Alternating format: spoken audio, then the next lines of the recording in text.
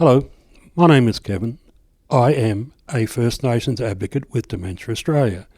For more than 50,000 years we have come together to trade knowledge, to learn and to teach. Today we join to keep up that tradition. So with that in mind, we now pay our respects to the traditional owners, to elders past and present, to those First Nations people joining us here today.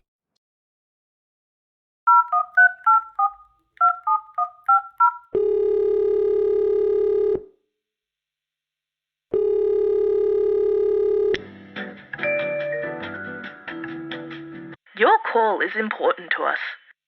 You are now 22nd in the queue. Now, I'm sure you're familiar with that sound. Whenever you've had to book an appointment, talk to a government agency, or even just change your mobile phone plan, you've probably spent enough time on hold to know that you never want to hear it again. But if you're caring for someone living with dementia, unfortunately you just can't escape calls like this. In fact, it could become the background noise of your entire caring journey. Hey there, I'm Hamish McDonald. I'm a journalist and I recently helped manage the care for my dad, who was diagnosed with Lewy body dementia and Parkinson's. And I'm Jim Rogers. I'm living with younger onset Alzheimer's. This is Hold the Moment, a podcast from Dementia Australia, and this episode helps you to navigate the healthcare system and access support as a carer. So, Jim, is it you waiting on hold on the phone, or is it your husband Ty, or is it the kids? It's definitely not me. It'll be Ty. He does all the nitty-gritty of that sort of stuff, and it drives him mad. Do you know how much of it there is?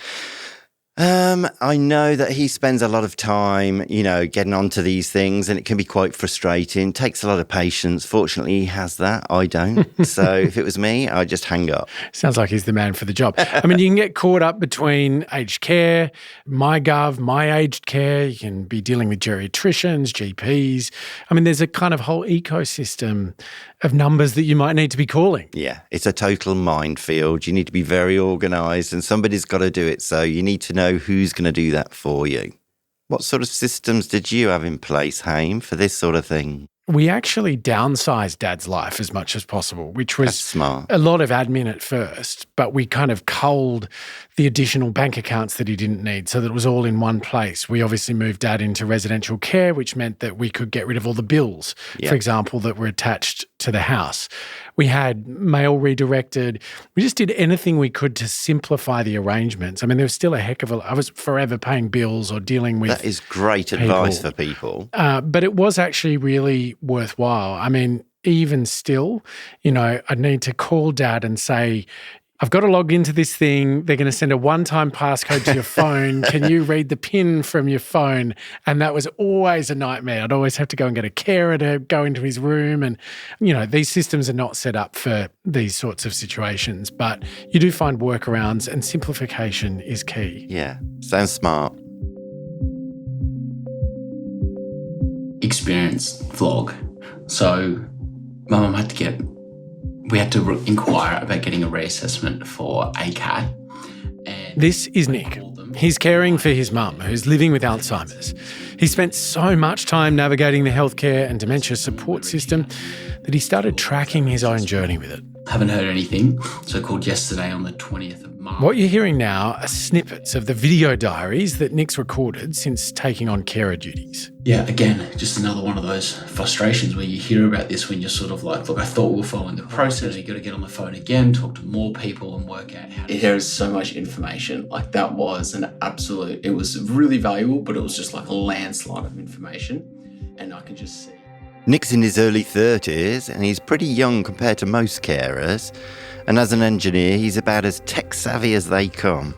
But even still, Nick's been struggling to access support for his mum since moving home to look after her.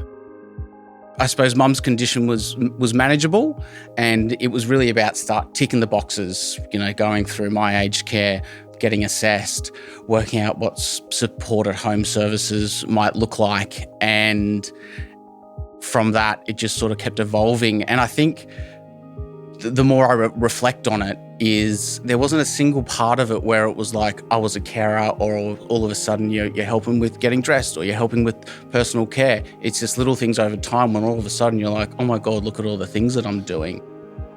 Then it was like, okay, well, what do we need to do now? I can't fix the problem with my mum, but as an engineer, I can problem solve. I can take control of all the other bits and pieces, and I can start trying to get things moving and start advocating for her and giving her a voice when she couldn't necessarily, convey her thoughts or know how to navigate part of the system. When my dad first started to be diagnosed, and even prior to that when we knew something was wrong, it seems like there's this kind of avalanche of information and systems and processes that is quite hard to get your head around, even if you're not suffering from some kind of neurological disease. What was it like suddenly being thrust into the complexity of the healthcare system? It feels like such a blur. Like the way I sort of put it, I feel like I've lived 100 lives in the past 18 months. But definitely at the beginning, our specialist geriatrician was sort of fantastic in those initial steps. She was like, get assessed. She sort of gave us tips because she was like, it's painful. Like, I'm going to just sort of lay it out there. It's hard. You're going to be waiting 9 to 12 months to get services. So having a little bit of certainty in the fact that this isn't going to be a quick thing helped me at least have an appreciation for what the road ahead looks like. And then I also just started doing my own research about what the assessment process looks like, what the things I might be asking for. And one of the things, there has been an underlying trend of that, is whenever I ask people for anything, or I, do a bit of research, have all these questions, a lot of the time, I reckon 50% of the time they'll say, I actually don't know the answer to that. No one's ever asked me that before. And it's just... I remember starting to research at the time when it was the ACAT or whatever the assessment is, like, what are they going to ask about? What am I going to need to know about my mum and her current condition to make sure that we're giving an accurate picture to them, but also knowing in the future that 9 to 12 months could be till you start getting those services, because you have to wait for a provider to become available and a whole lot of things.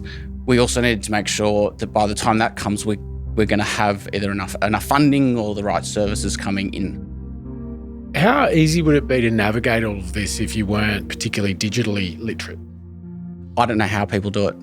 And they're the stories I hear. I go to support groups and you get this referral code and they don't realise it's on them to go find a provider, and then they lapse. And then all of a sudden they're going, but I thought you guys were going to contact the home care provider.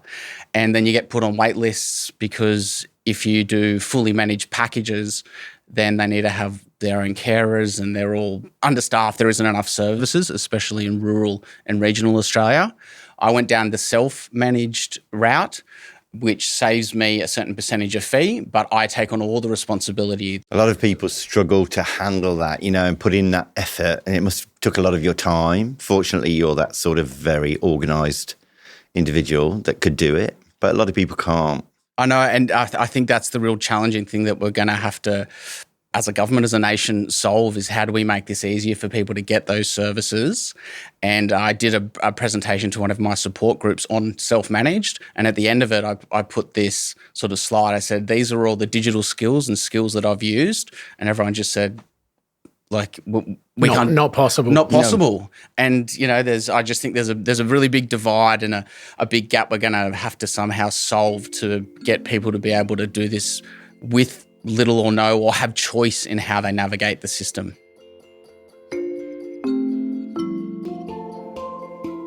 Do all of the different parts of the system talk to each other well? No. And I think it's sort of in the design of it, unfortunately. There's a new aged care data and digital strategy, and one of the things that came out of that was tell your story once. That was a big theme.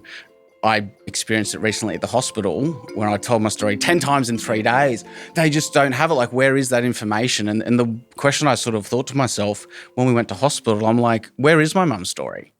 Like, it's piecemeal. The assessment was done 18 months ago. Specialist was done 6 months ago. It lives in my head. There is no cohesive story that sort of follows you through this journey. It is different pieces of the puzzle. Do you know, though, I saw a geriatrician with Dad earlier this year, and he had a new AI tool, and it was a voice-to-text thing.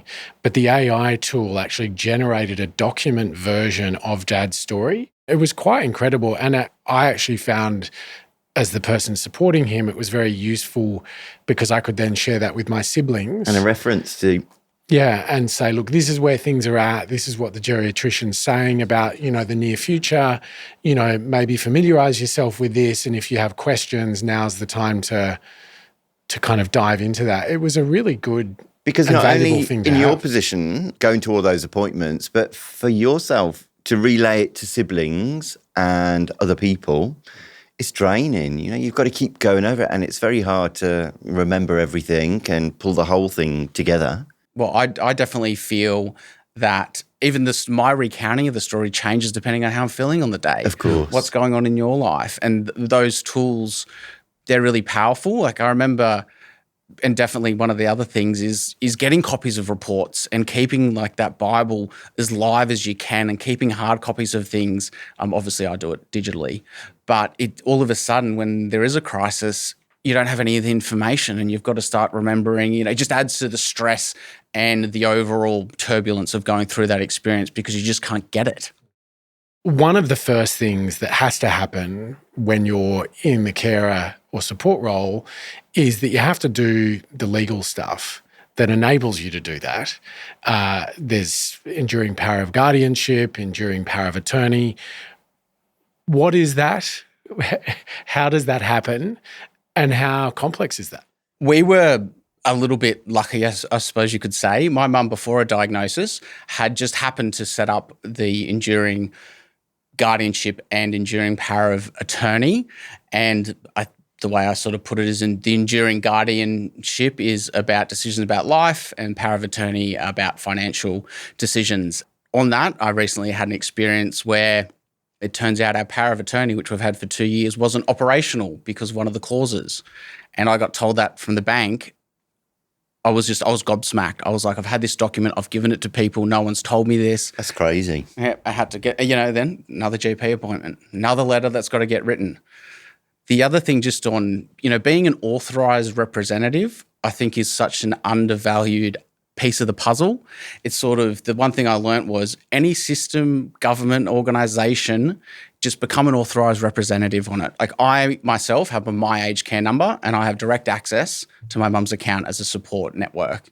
And that to me means I can go in and see that. Obviously it helps I can log in on the MyGov, but instead of doing two-factor authentication and then my mum having to be on the phone and the confusion all around that. I mean, I don't do any of that now. Ty does all of it. And when we started this process, I was learning about all of it like yourself, but it's just drained away now. And I can't even remember the terminology that you just recited. But I mean, when you sit and hear Nick explaining all of this, you're aware that your husband and your daughter are doing all of these things for you.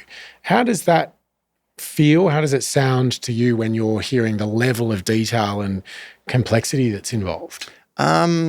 I think now I've come to terms with it more. I struggled at first because I'm so independent. I don't like the idea of any of that now, but I've sort of become at peace with it. And I just accept that I just can't store that information anymore. And I struggle with looking at any of that stuff on the screen, something you would do easily. For me, it's just too overwhelming. The more I haven't done it, the less I'm interested in doing it. In fact, I can't even tell you the last time I ever looked at a bank or an account or ever wouldn't even withdraw money from an ATM. I have no idea with that. I just pay as you go. And at the core of that is trust, right? 100%. Yeah. So can you describe what it's like to sort of give that trust to someone that's in your life? Because that's so total, what you're doing.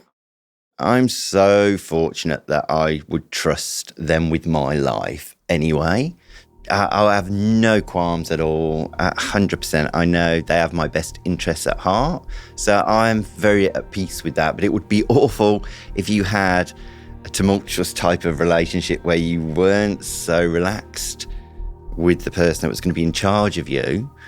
So I'm very, very grateful that I don't have that worry. You know, bigger fish to fry, I don't worry about it. I'll come and borrow it from you if I run out.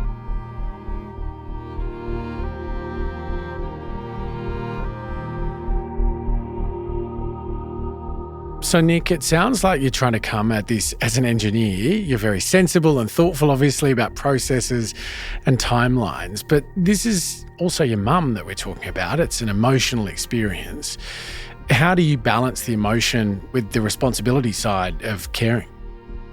It took me a while to go from being an organiser, just the day-to-day things, to actually saying I identify as a carer and I need to look after myself.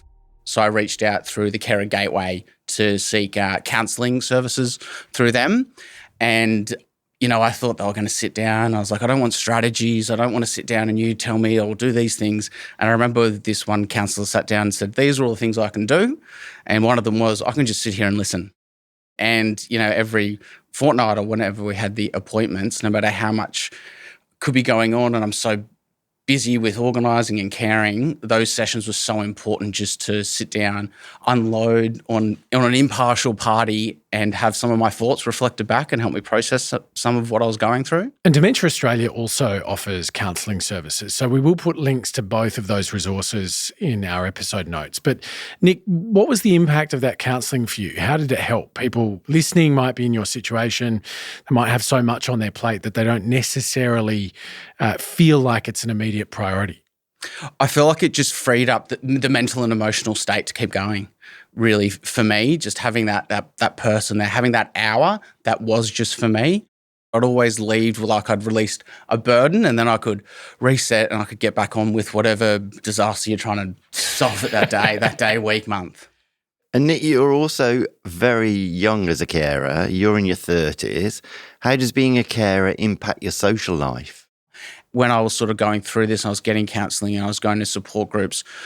That was my life. That was so much, was having these conversations and getting support from people in similar situations where I'd been through it.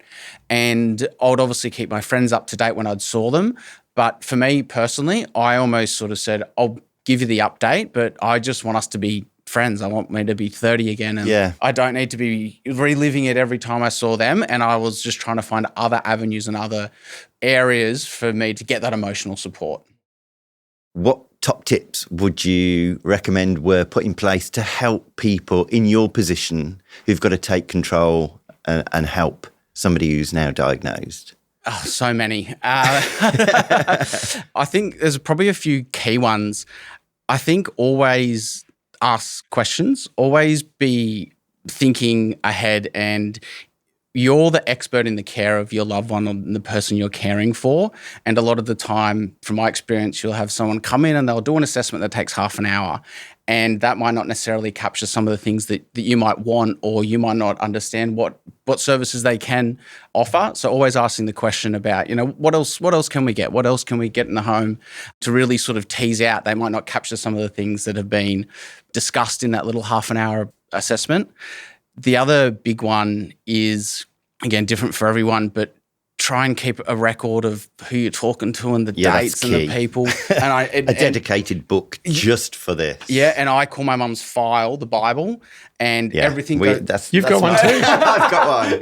High five. Yeah. And that's what I call, like, everything goes into that, because you just so quickly get overwhelmed with the numbers you're calling, the people you're talking to. And everybody changes as well. You get a different person who doesn't know the backstory.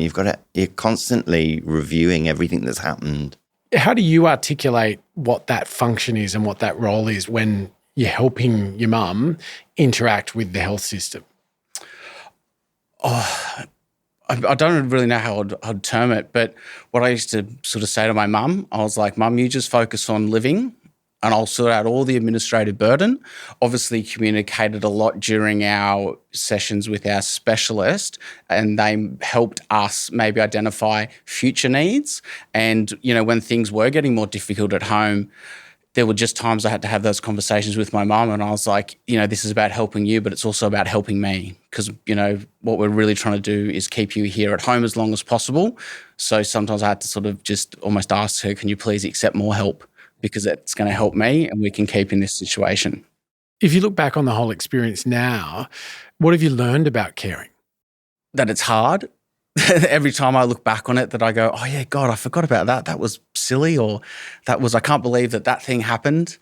But I don't think there's nothing necessarily that I've learned from it, apart from one reflection that I always do have when I read back through the report, is you grow up and you get into a career, and it's about, for me, the promotion, and it's just, you're trying to create a sense of accomplishment in everything you're doing.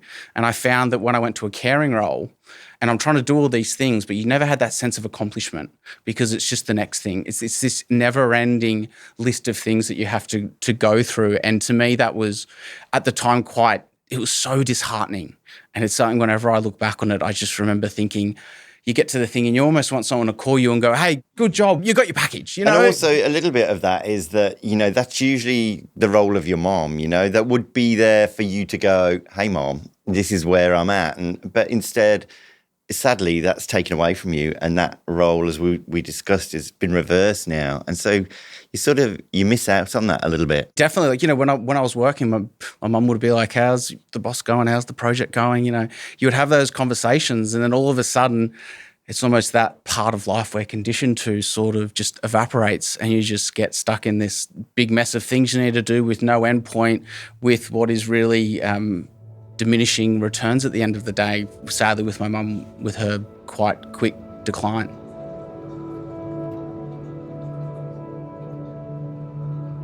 So some pretty big changes recently for your mum, and I guess consequently for you. What's happened? What's changed? So my mum had COVID a couple of months ago, and that made her really quite unwell, as it did all of us. She hadn't had COVID at all, and went to the GP, ended up going to emergency. Everything was clear. And then over the course of about 3 days following her recovering from COVID, the decline was unbelievably rapid. I mean, multitudes than the previous day. The mobility, the paranoia, the confusion. My mum could sleep through a storm. Now she's getting up at night asking, what are we doing? What's going on? Where am I? 1 minute, I can't leave her because I give her security. The next minute, I'm enemy number one. And then over the course of 3 days, we were sort of waiting to talk to a specialist or a GP about permanent care, and I had a chat to a really good family friend, and she just said, look, this is an acute decline. You need to go to hospital. That's what it is. It was just so surprising that I needed someone to tell me that. It was like I wasn't going to make that decision myself. Luckily, a speech therapist was there that day as well, and she just said, I can see how scared and frightened you are, like in your facial expressions. It must be horrifying being in your mind and body right now. And had a chat to mum, and she was happy to take an ambulance. And now we are looking at placing her in permanent care. She was very adamant she never wanted to go into care. And she was always, that was in the back of her mind, just don't put me in a home, don't put me in a home. But after discussing with the specialist, my sister and I just made the proactive decision to just start looking at places to get a feel for what they are. So when the time comes, we can have that discussion with my mum. And thankfully, or luckily, we had looked at a few places. But for me personally, to sort of desensitise myself, I actually volunteered through the Aged Care Volunteer Visitors Scheme. And you go into a nursing home or someone at home, and you just visit them for an hour. That's fantastic. That gave you a genuine insight as well. Yeah, and also insight into the homes in the area. Getting people's opinion, I think, is important. There's never going to be a right or a wrong answer, but I just find, for me, the more information I can get, the more informed decision I can make. Now that the time has come for this, how are you feeling about your mum going into permanent residential care? I feel a large part of me wants to take her home and try and care for a home just a little bit longer, because she's currently having to transfer to respite before we potentially get a bed. And I have to keep telling myself, no, I can't provide that support. But my mum is also aware enough that she realises that she does need that round-the-clock care, and that's something that can't be provided at home. She's obviously upset about it, but I'm trying to look at the glass half full, and I think that she will have a fuller life in a home that is designed to stimulate and to support her completely, instead of her just being at home and not being active and me not being able to give her what she needs. What do you remember most fondly about your mum? Isn't it strange? I knew this question would come up. And you know what's really hard, and I think it's probably the hardest thing to process, is the last 18 months. It's probably the longest I've spent with my mum since I was a child, and that's so much all I can remember of her. And I find it so hard to think back to what she was before. That question of what my mum was like, I get a lot of it through her friends, and my one of my really good mates came over and he was like, "Oh, your mum was so quick-witted and funny," and that helps me remember. That helps remind me of who she was, because I do just have this real visceral feeling of the person she is now, because that is what I've lived for what feels like forever. I think obviously, well done, Nick. You've looked after your mum beautifully by the sound of things. Thank you. As Nick pointed out, he's about as digitally literate as it gets. But if you're not an engineer or a technology whiz, what do you do? Kaele Stokes is the Executive Director of Services, Advocacy and Research at Dementia Australia. She's worked with countless families trying to access care and support, and she's worked with the agencies that offer that care and support. So she knows how tough it is for new carers. I think Nick's story really does reflect the challenges that lots of family carers have when it comes to supporting a person living with dementia.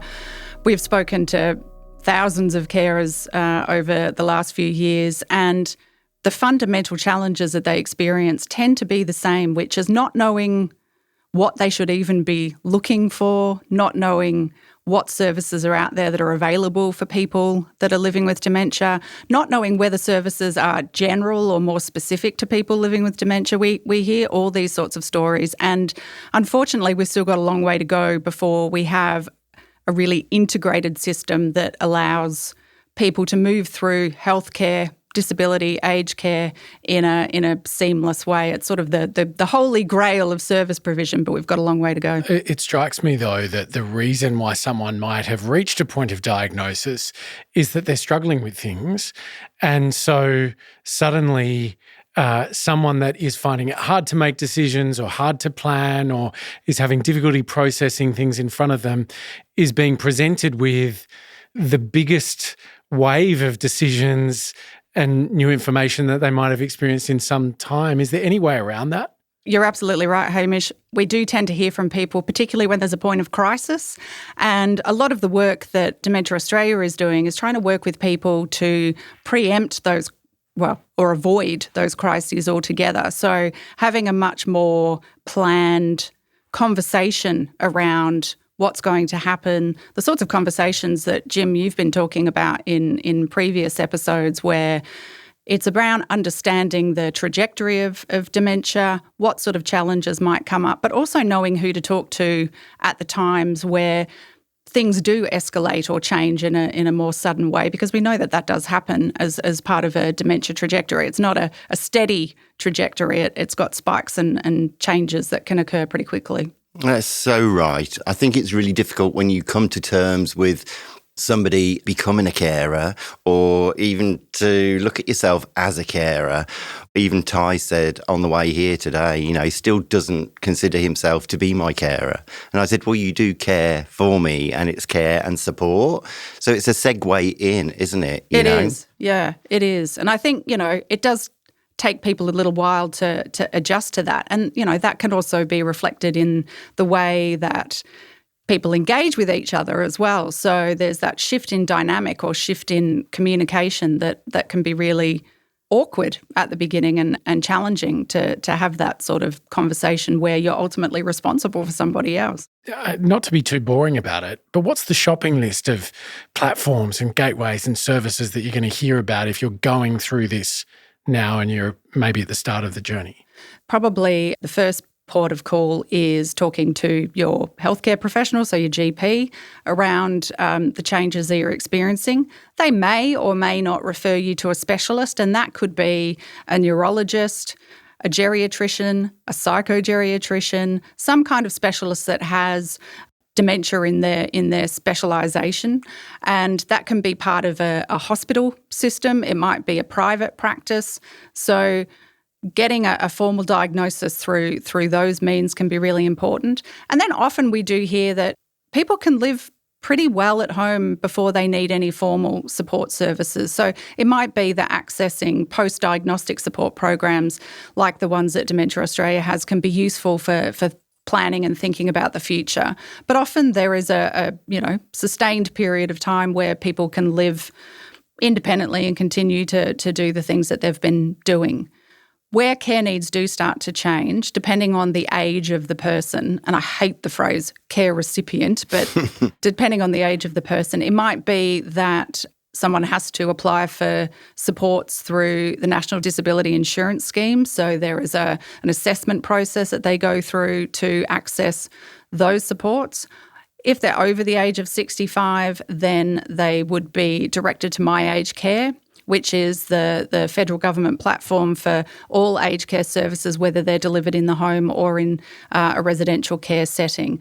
All of those services, irrespective of whether it's the National Disability Insurance Scheme or My Aged Care, require an assessment from independent staff that will look at the care needs of the individual and then, plan from there. So when we went through this, I was told, you need to get your codes. You're sort of smirking at that question. What does that mean? Unfortunately, people who work in the system tend to forget that the system is completely incomprehensible to anybody not working in the system. So understanding the different components of an aged care assessment and understanding, the results and how that translates into care should be supported by the aged care system or the disability system to help people understand it. But it can be really complicated, and people often do speak another language. So that can be really challenging, and that's where organisations like Dementia Australia can be helpful, because whilst we are not directly involved in doing assessments through the aged care system, etc., we do have the ability to support people to go through the assessment process and help them understand what it actually means in lay people's terms. So what sort of progress do you think is happening to make those services more cohesive for people? Can you see steps of progression? I think there is steps, and I have been around the sector for longer than I care to think about.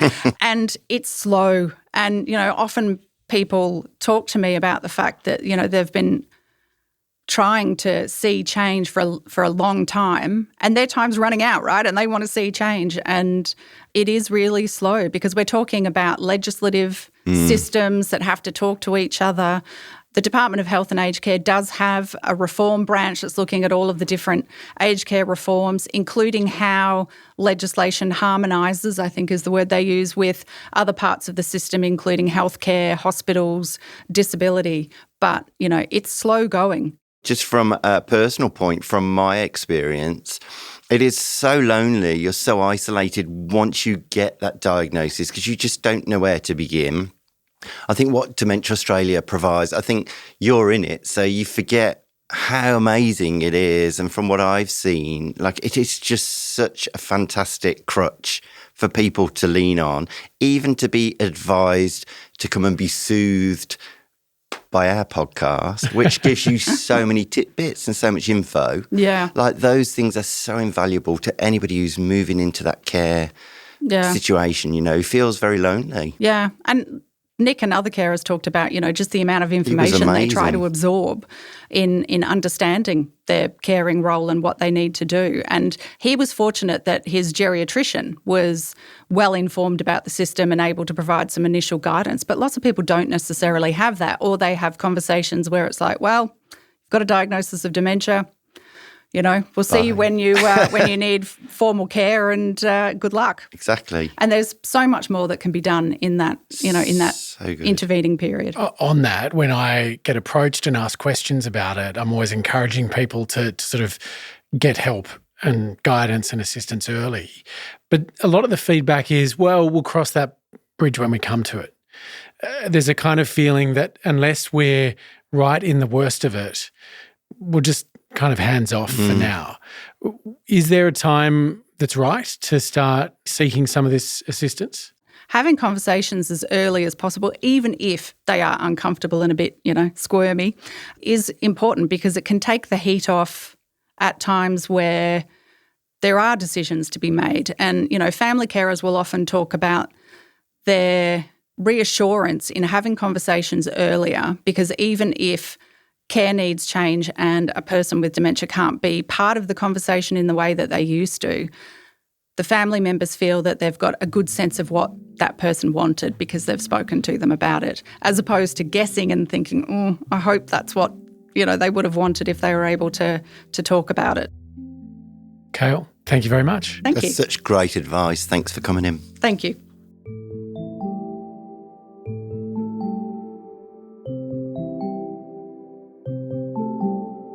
If you do want some really nitty-gritty practical advice, make sure you listen to our companion helpline episode. You'll hear from Kristen. She's one of the advisors on Dementia Australia's free helpline, and the helpline's available 24/7. So if you need somebody to talk to, you can find the bonus helpline episode wherever you listen to podcasts or on the Dementia Australia website. You can also call the helpline directly for tips and advice. It's 1800 100 500. Hold the Moment is a podcast from Dementia Australia, produced by Deadset Studios. You can find more episodes and resources on Dementia Australia's website, dementia.org.au. The show is hosted by me, Jim Rogers. And by me, Hamish McDonald. The executive producers are Kellie Riordan and Gia Moylan.